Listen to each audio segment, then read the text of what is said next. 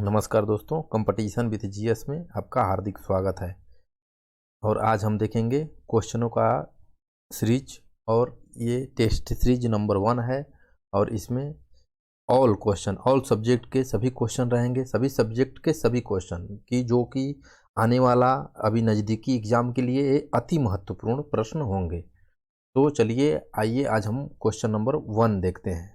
आइए क्वेश्चन देखते हैं। क्वेश्चन क्या कह रहा है कि किसी राज्य का क्या कह रहा है कि किसी राज्य का राज्यपाल किसके प्रति उत्तरदायी होता है। यानी कि राज्य का राज्यपाल जो होता है वो किसके प्रति उत्तरदायी होता है।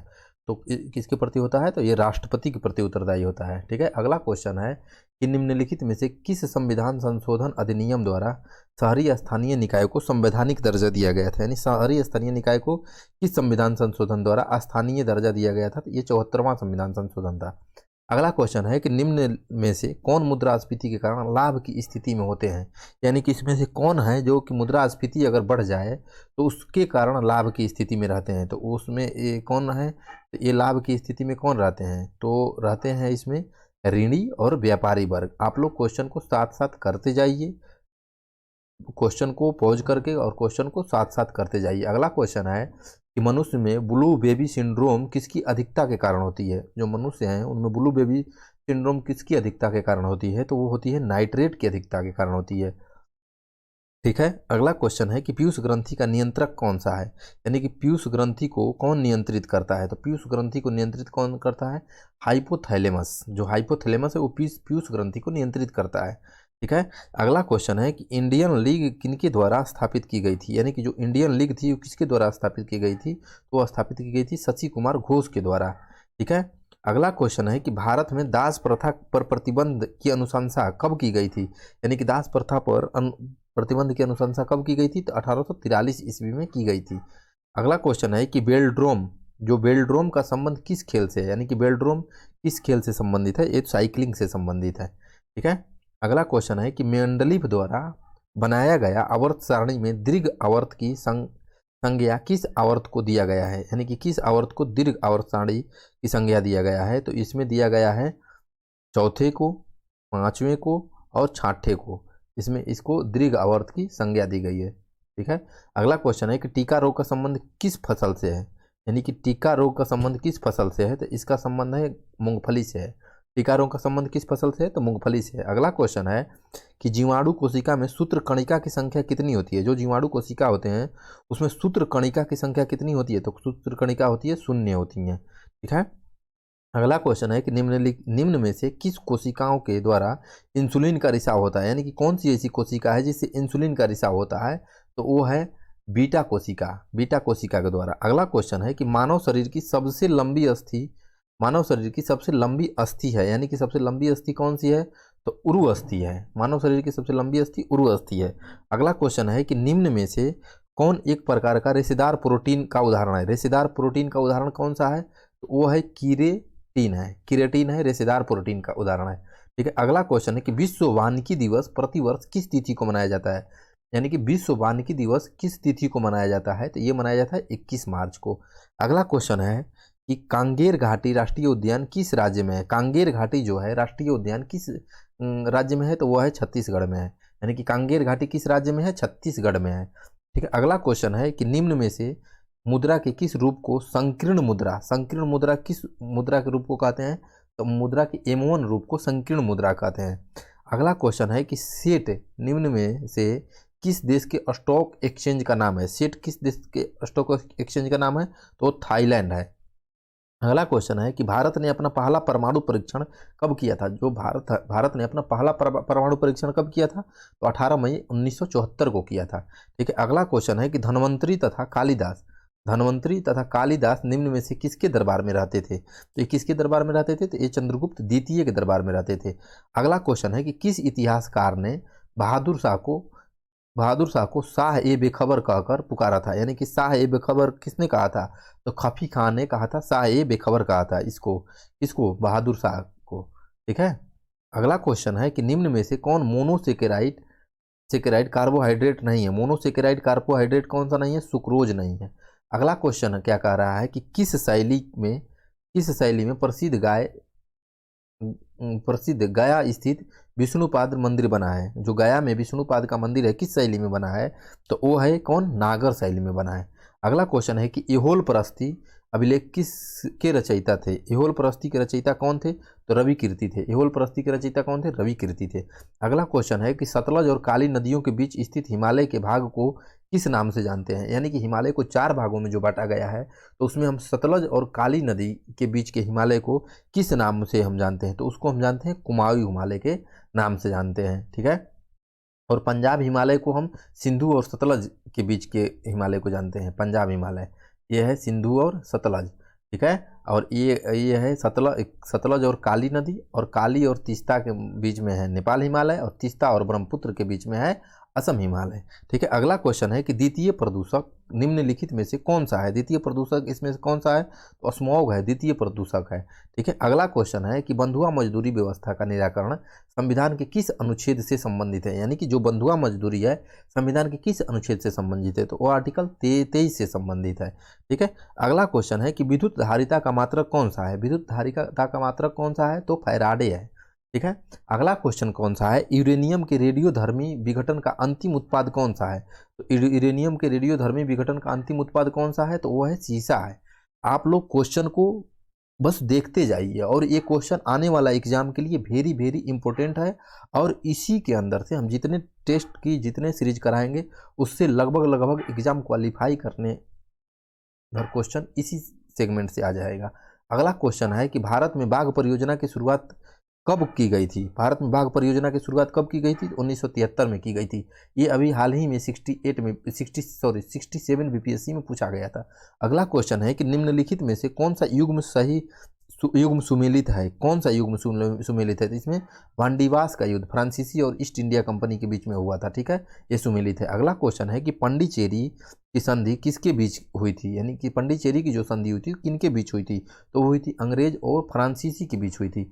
अगला क्वेश्चन है कि इहोल अभिलेख किस शासक से संबंधित है? जो इहोल अभिलेख है किस शासक से संबंधित है? वो पुलकेशिन द्वितीय से संबंधित है। अगला क्वेश्चन है कि सत्यमेव जयते किस उपनिषद से लिया गया है? जो सत्यमेव जयते है वो किस उपनिषद से लिया गया है? तो वो मंडूकोपनिषद से लिया गया है। ठीक है। मंडूकोपनिषद से लिया गया है। अगला क्वेश्चन है कि महावस्तु महात्मा बुद्ध के जीवन वृत्तांत है, इसका संबंध किस शाखा से है? तो इसका है महायान शाखा से। महायान और हीनयान 2 शाखाएं होती है बौद्ध धर्म में। चतुर्थ बौद्ध संगति में इसका विभाजन हुआ था, तो ये महायान शाखा से है। अगला क्वेश्चन है कि अकबर द्वारा बनाए गए उपासना भवन का नाम क्या है? तो इसका उपासना भवन का नाम था इबादत खाना था। ठीक है। अगला क्वेश्चन है कि सुप्रसिद्ध संगीतकार तानसेन और बैजू बावरा किसके शासनकाल से सुविख्यात थे? तो ये किसके शासनकाल से थे? तो तानसेन तो अकबर के काल से ये विख्यात थे। अगला क्वेश्चन है कि न्यू कैसल पोर्ट जो दुनिया का सबसे बड़ा कोयला निर्यात बंदरगाह है, यह किस देश में स्थित है? यानी कि दुनिया का सबसे बड़ा कोयला निर्यात बंदरगाह जो न्यू कैसल पोर्ट है वो किस देश में स्थित है? तो वो है ऑस्ट्रेलिया में स्थित है। अगला क्वेश्चन है कि देशांतर रेखाओं के संबंध में कौन सही है? देशांतर रेखाओं में कौन सा सही है? तो देशांतर की मध्य सर्वाधिक दूरी विषुवत रेखा पे होती है। यानी कि जो मान लीजिए ये पृथ्वी है, तो इस जो ऐसी रेखा होती है इसको हम अक्षांश बोलते हैं, और जो ऐसी ध्रुव उत्तरी ध्रुव और दक्षिणी ध्रुव को जो मिलाती है उसको हम देशांतर बोलते हैं। तो इसकी सबसे अधिक दूरी होगी, तो वो देशांतर की सर्वाधिक दूरी कहाँ होगी? तो विषुवत रेखा पे होगी। और देखिए यहाँ आइएगा ध्रुव पे, तो दोनों ध्रुव पे सबसे कम दूरी है, सबसे अधिक विषुवत रेखा पे होगी। और अक्षांशों की जो दूरी है, तो अक्षांश एक वृत्त है, तो ये इसकी दूरी तो हर जगह समान होगी ना। तो देखिए अगला क्वेश्चन क्या कह रहा है कि उत्तर से शुरू कर दक्षिण की ओर नीचे दी गई पहाड़ियों का सही अनुक्रम बताइए। उत्तर से शुरू कीजिए और दक्षिण से बताइए, तो इसमें से कौन सही है? तो सबसे उत्तर में अगर जाइएगा दक्षिणी भारत में, मतलब साउथ में आप जाइएगा, तो जो पहाड़ियों का क्रम है तो उसमें सबसे उत्तर में आएगा नल्ला मलाई पहाड़ी, उसके जस्ट नीचे आएगा जावेदी पहाड़ी, और उसके जस्ट नीचे आएगा नीलगिरी पहाड़ी। यहीं पश्चिमी घाट और पूर्वी घाट का मिलन स्थल है नीलगिरी पहाड़ी। और नीलगिरी पहाड़ी के जस्ट नीचे आप आइएगा तो वहाँ अन्नामलाई पहाड़ी स्थित है। तो यही क्रम है। सबसे उत्तर में कौन सा है? ये क्या कह रहा है कि नीचे, यानी कि उत्तर से शुरू कर और दक्षिण की ओर जाना है। तो उत्तर से दक्षिण की ओर जाना है तो ऊपर है नल्ला मलाई, उसके नीचे जवादी, उसके नीचे नीलगिरी, और सबसे नीचे है अन्नामलाई। अगर यही क्वेश्चन उलट देता, दक्षिण से उत्तर की ओर कर देगा, तो सबसे पहले आएगा अन्नामलाई, उसके बाद नीलगिरी, उसके बाद जवादी, उसके बाद नल्ला मलाई आएगा। ठीक है, अगला क्वेश्चन हम देख रहे हैं कि निम्नलिखित में से कौन सी नदी अपने मार्ग बदलने के लिए प्रसिद्ध है। तो ये है कौन सी नदी है, ये कोसी नदी है। कोसी नदी को ही हम बिहार का शोक कहते हैं। क्या कहते हैं, इसको हम बिहार का शोक कहते हैं, यानी कि बिहार का शोक कहते हैं कोसी नदी को। ठीक है, अगला क्वेश्चन हम देख रहे हैं, ये क्या कह रहा है कि त्रिपक्षीय संघर्ष निम्न में से कौन सा राजवंश शामिल था। त्रिपक्षीय संघर्ष में कौन सा राजवंश शामिल था, शामिल नहीं था, यानी कि शामिल इसमें नहीं था। तो पल्लव नहीं थे, पाल, प्रतिहार और राष्ट्रकूट ये तीनों शामिल थे, लेकिन पल्लव नहीं था शामिल थे। अगला क्वेश्चन क्या कह रहा है कि सिंधु घाटी सभ्यता के अंतर्गत शवों को दफनाने के अवशेष मिले हैं, इनमें से शव के किस दिशा में मिले हैं, मतलब अवशेष जो अपना वो दफनाए जाते थे वो किस दिशा की ओर दफनाए जाते थे, तो उत्तर दिशा की ओर। अगला क्वेश्चन क्या कह रहा है कि किस बौद्ध संगति में बौद्ध धर्म को दो संप्रदायों में विभाजन हुआ था। तो वो किस में हुआ था, चतुर्थ बौद्ध संगति में। हम आगे ही बात की है कि इसमें हीनयान और महायान दो दो संप्रदायों में बौद्ध धर्म विभाजित हो गया था, हीन और महायान में। ठीक है, अगला क्वेश्चन है कि महावीर स्वामी को किस नदी के तट पर कैवल्य की प्राप्ति हुई थी। तो किस नदी के तट पर ज्ञान की प्राप्ति हुई थी, यानी ज्ञान यानी कैवल्य, तो वो ऋजुपालिका नदी के तट पे। ठीक है, अगला क्वेश्चन है कि आजीवक संप्रदाय के संस्थापक निम्न में से कौन है। आजीवक संप्रदाय के संस्थापक कौन थे, तो मोगली पुत्र थे, मोगली पुत्र। आजीवक संप्रदाय के कौन थे, मुगली पुत्र थे। अगला क्वेश्चन हम देख रहे हैं कि किस मुगल शासक के शासनकाल में स्थापत्य कला का स्वर्णिम काल कहा जाता है। किसके काल को स्वर्णिम कहा जाता है, तो इसको शाहजहां के काल को स्वर्णिम काल कहा जाता है। अगला क्वेश्चन है कि मुगल काल में मुहतसिब कौन था। मुहतसिब का संबंध किससे था, तो वो आचरण अधिकारी था। ठीक है, अगला क्वेश्चन है कि दीवान अर्ज किस विभाग से संबंधित है। दीवान अर्ज का संबंध किससे है, तो सैन्य विभाग से है। अगला क्वेश्चन है कि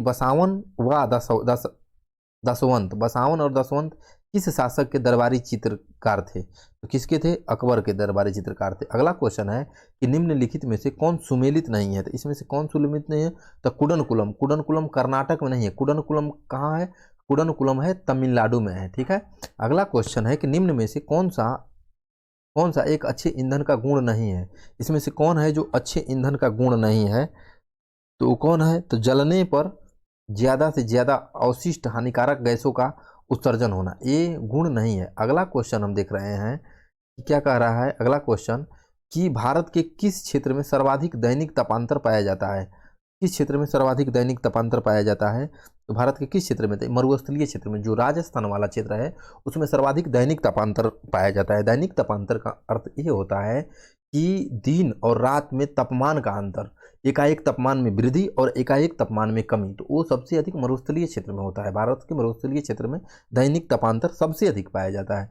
अगला क्वेश्चन है कि 3 जनवरी को उपसौर की घटना होती है। तो उपसौर की घटना में क्या होती है, तो इसमें होती है कि इस दिन पृथ्वी सूर्य की सबसे नजदीकतम दूरी पे होती है, यानी कि सबसे नज़दीक होती है उपसौर। और अपसौर में क्या होती है कि पृथ्वी और सूर्य की दूरी सबसे अधिक होती है। ठीक है, अगला क्वेश्चन है कि कौन सी भूकंप तरंगे सबसे अधिक विनाशकारी होती है, यानी कि सबसे अधिक विनाशकारी कौन सी होती है, तो एल तरंग होती है। ठीक है, पी तरंग को हम प्राथमिक तरंग, द्वितीय तरंग एस तरंग को कहते हैं, और पी तरंग को प्राथमिक तरंग कहते हैं। सबसे विनाशकारी कौन होती है, एल तरंग होती है, क्योंकि ये आराम धीरे धीरे चलती है, तो इसलिए सबसे विनाशकारी तरंग होती है। अगला क्वेश्चन हम देख रहे हैं, इसमें क्या कर रहा है कि निम्नलिखित में से कौन सी सुमेलित है, यानी कि सुमेलित कौन सी है, तो मैगी नोट रेखा जो फ्रांस और जर्मनी के बीच में है, मैगी नोट रेखा संबंधित है।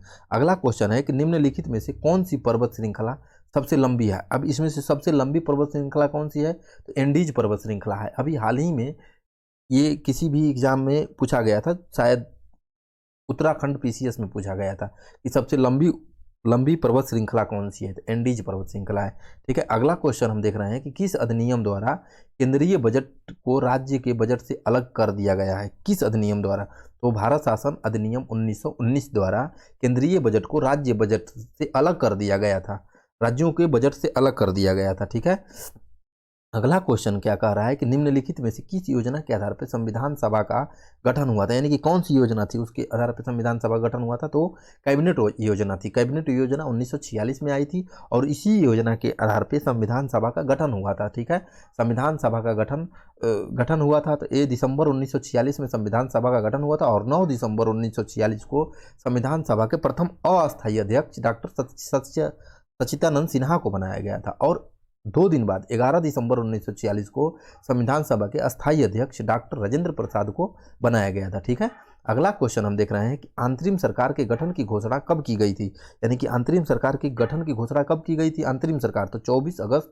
1946 को की गई थी। ठीक है, अगला क्वेश्चन है कि निम्नलिखित में से कौन सही है, इसमें से कौन सही है, तो सही कौन सा है, तो जब राज्य में राष्ट्रपति शासन लागू हो तो संसद को संबंधित राज्य के लिए राज्य सूची पर कानून बनाने की शक्ति प्राप्त हो जाती है। बिल्कुल सही है, ये प्राप्त हो ही जाती है।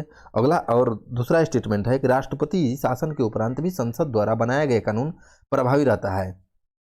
क्या कह रहा है, राष्ट्रपति के शासन के उपरांत भी संसद द्वारा बनाया गया कानून प्रभावी रहता है। तो ये प्रभावी रहता है, तब तक प्रभावी रहता है जब तक कि मतलब राज्यों में चुनाव ना हो जाए, तब तक प्रभावी रहता है। राष्ट्रपति शासन के उपरांत भी ये प्रभावी रहता है। अगला क्वेश्चन क्या कह रहा है कि निम्नलिखित में से किस ग्रंथ से गुप्त काल के बारे में जानकारी मिलती है, कौन सा ग्रंथ है, तो वो मृच्छकटिकम है, उसको इससे हमको गुप्त काल की जानकारी मिलती है। अगला क्वेश्चन है कि कलिंग शासक खारवेल किस धर्म का अनुयायी था, जो खारवेल था वो किस धर्म को मानता था, तो वो जैन धर्म को मानता था। ठीक है, अगला क्वेश्चन है कि भीतरी स्तंभ अभिलेख किस शासक से संबंधित है, तो भीतरी स्तंभ किससे संबंधित है, वो है स्कंद गुप्त से संबंधित है। अगला क्वेश्चन है कि दक्षिण भारत में स्थित कैलाशनाथ मंदिर किस शासकों के द्वारा निर्मित की गई थी, कैलाशनाथ मंदिर किस शासकों के द्वारा निर्मित की गई थी, तो वो पल्लव शासक थे, उसके द्वारा कैलाशनाथ मंदिर का निर्माण किया गया था। अगला क्वेश्चन है क्या कह रहा है कि सिकंदर की मृत्यु के बाद भारत ने अपनी गर्दन से दास्ता का जुआ उतार फेंका, साथ ही अपने गवर्नरों की हत्या कर दी। इस मुक्ति युद्ध का नायक सैंड्रोकोटस था, यानी कि चंद्रगुप्त के विषय में यह किसने लिखा था, चंद्रगुप्त के विषय में यह किसने लिखा था, तो वो लिखा था एरियन ने लिखा था। ठीक है, अगला क्वेश्चन है कि ध्वनि का प्रभाव मानव के मस्तिष्क में संवेदन कितने समय तक रहता है, जो ध्वनि होती है मानव के मस्तिष्क में कितने समय तक टिकी रहती है, तो वो ये 1/10 सेकेंड तक टिकी रहती है। अगला क्वेश्चन है कि नेत्र में प्रवेश करने वाले प्रकाश की मात्रा का नियंत्रण निम्न में से किस अंग द्वारा होता है, तो वो जो नेत्र में प्रवेश करने वाले प्रकाश, जो हमारे आँख में प्रकाश प्रवेश करता है, तो की मात्रा नियंत्रण के निम्न में से किस अंग द्वारा होता है, तो उसकी नियंत्रण होती है आइरिस द्वारा। प्रकाश की मात्रा नियंत्रित होती है कि हमारे आंख के अंदर कितना प्रकाश जाना चाहिए। ठीक है, अगला क्वेश्चन है कि रक्त की अशुद्धियाँ किस अंग में जाकर छनती है, तो वो किस में छनती है, ब्रिक यानी कि किडनी में जाकर छन जाती है। ठीक है, अगला क्वेश्चन है कि रक्त का कितना प्रतिशत भाग प्लाज्मा होता है, कितना होता है, तो लगभग 55 से 60% भाग प्लाज्मा होता है, यानी कि 55 से 60% तक भाग क्या होता है, प्लाज्मा होता है। अगला क्वेश्चन है कि एक पौधे पर पुष्पन होने के लिए उत्तरदायी हार्मोन है, यानी कि कौन उत्तरदायी हार्मोन है, तो वो फ्लोरोजीन है।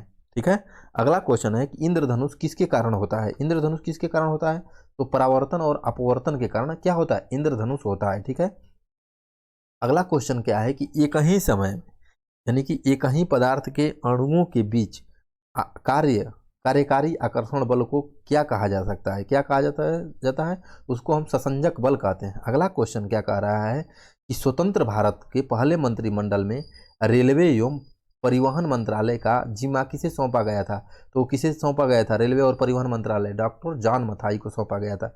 अगला क्वेश्चन है कि निम्न में से कौन राज्य के नीति निर्देशक सिद्धांत नहीं है, यानी इनमें से कौन सा नहीं है, तो ये है अल्पसंख्यकों की भाषा और लिपि या संस्कृति, इसको राज्य के नीति निर्देशक सिद्धांत में नहीं दिया गया है। ठीक है, अगला क्वेश्चन क्या कह रहा है कि लॉर्ड डलहौजी के शासनकाल में लागू व्यापकगत सिद्धांत के कारण ब्रिटिश साम्राज्य में शामिल किए गए राज्यों की सूची में शामिल नहीं था, यानी कि कौन सा राज्य शामिल नहीं था, तो डलहौजी हड़प नीति से नहीं शामिल किया था अवध को, जो अवध था अवध को कुशासन के आधार पर शामिल कर लिया गया था। ठीक है, अगला क्वेश्चन है कि सामाजिक धार्मिक सुधार आंदोलन के दौरान बाल विवाह रोकने के लिए शारदा अधिनियम कब पारित किया गया था, शारदा अधिनियम कब 1930 में पारित किया गया था। ठीक है, अगला क्वेश्चन है कि भारत में हुए किसान आंदोलन में प्रथम भारतीय किसान स्कूल की स्थापना किसने की थी, तो कौन किया था, NG रंगा ने किया था। अगला क्वेश्चन है कि इंडियन मिरर समाचार पत्र का संपादन किसने किया था, तो कौन किया था, देवेंद्रनाथ टैगोर ने किया था। अगला क्वेश्चन है कि कांग्रेस के किस अधिवेशन के दौरान पृथक निर्वाचन पद्धति को अस्वीकार कर दिया, तो 1909 लाहौर अधिवेशन में, मार्लो मिंटो में पृथक निर्वाचन पद्धति आया था, जिसको कि कांग्रेस के 1909 के अधिवेशन लाहौर अधिवेशन में इसको क्या किया गया, इसको अस्वीकार कर दिया गया, स्वीकार रहा ही नहीं गया। अगला क्वेश्चन है कि मुस्लिम लीग के द्वारा प्रत्यक्ष कार्यवाही दिवस कब मनाया जाता है? तो 16 अगस्त 1946 को मुस्लिम लीग द्वारा प्रत्यक्ष कार्यवाही दिवस के रूप में मनाया जाता है। अगला क्वेश्चन है कि निम्नलिखित में से कौन सा कथन जालियांवाला बाग कांड के संबंध में सही नहीं है? इसमें से कौन सा सही नहीं है? तो यही सही नहीं है कि इसके उपरांत गांधी जी ने सत्याग्रह का प्रथम सफल प्रयोग किया। नहीं, सत्याग्रह का तो प्रथम सफल प्रयोग गांधी जी ने चंपारण में ही कर लिया था, चंपारण में ही किया था। ठीक है। भारत में चांदी का सर्वप्रथम किस काल में पाई गई थी चांदी? तो हड़प्पा सभ्यता में ही चांदी पाई गई थी। ठीक है। अगला क्वेश्चन है, क्या कह रहा है कि ड्यूस डबल फॉल्ट जैसे शब्द का प्रयोग किस खेल के लिए होता है? ये किस खेल के लिए होता है? तो लॉन टेनिस के लिए होता है। अगला क्वेश्चन है कि प्रकलन समिति के संबंध में निम्नलिखित कथनों पर विचार कीजिए। जो प्रकलन समिति है इसमें कौन सा सही है? तो क्या कह रहा है, इसमें सदस्यों की संख्या 25 होती है। नहीं, बिल्कुल गलत है, 30 होती है। इसमें सदस्यों की संख्या 10 सदस्य लोकसभा से और 15 राज्यसभा से, ये भी गलत है। लोकसभा से इसमें अधिक सदस्य होते हैं। इसका कार्यकाल 3 वर्ष का, ये भी बिल्कुल गलत है। एक का कह रहा है कि कोई भी मंत्री समिति का सदस्य नहीं हो सकता है, बिल्कुल सही है, कोई मंत्री इसका सदस्य नहीं हो सकता है। तो ये इसमें केवल 4 सही है। अगला क्वेश्चन है कि राज्यपालों की सम्मेलन की अध्यक्षता कौन करता है? यानी कि राज्यपाल का जो सम्मेलन होती है उसकी अध्यक्षता कौन करेगा? तो राष्ट्रपति करता है। अगला क्वेश्चन है कि इसको सुमिलित करना है। सुमिलित सूची 1 और सूची 2 में इसको क्या करना है? सुमिलित करना है। तो इसमें आप सुमिलित कीजिए कि कौन सा किसका सही है। ठीक है। तो ये कह रहा है कि इसका पहला का कौन सा है? संघ सरकार, संघ का तो है, तो इसका डी नंबर सही है। ठीक है। तो इसमें संघ सरकार का संबंध भाग 5 से है। ठीक है। निर्वाचन का जो संबंध है तो निर्वाचन का संबंध भाग 15 से है, और जो संविधान संशोधन है तो भाग 20 से है, और अनुसूचित जाति और अनुसूचित जनजाति का संबंध भाग 10 से है। ठीक है। तो इसमें फर्स्ट नंबर का ये हो जाएगा, सेकंड नंबर का हो जाएगा निर्वाचन का भाग 15 हो जाएगा, और जो थर्ड नंबर है कि अनुसूचित, इसका हो जाएगा 4 नंबर का बी हो जाएगा, सॉरी अनुसूचित जाति, हाँ ये हो जाएगा, संविधान संशोधन हो जाएगा डी हो जाएगा। ठीक है। ठीक है। अगला क्वेश्चन है कि आयरलैंड के संविधान में से भारतीय संविधान लिया गया था, यानी आयरलैंड के संविधान से भारतीय संविधान में क्या क्या लिया गया था? राज्य के नीति निदेशक तत्व भी लिया गया था, राष्ट्रपति की निर्वाचन पद्धति और राज्यसभा के लिए सदस्यों का नामांकन, ये सभी लिया गया था। ठीक है। अगला क्वेश्चन है, क्या कह रहा है कि निम्नलिखित में से कौन सा अनुच्छेद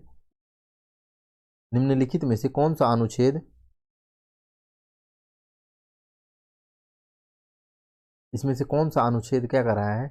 निम्नलिखित में से कौन सा अनुच्छेद उच्च न्यायालय को अभिलेखीय न्यायालय का दर्जा देता है? तो कौन सा अनुच्छेद है? तो आर्टिकल 215 है जो उच्च न्यायालय को अभिलेखीय न्यायालय का दर्जा देता है। अगला क्वेश्चन है कि भारत का संविधान किस प्रकार का है, यानी कि किस प्रकार का है? तो ये क्या है कि साधारणतः एकात्मक तथा विशेष स्थिति में संघात्मक होती है।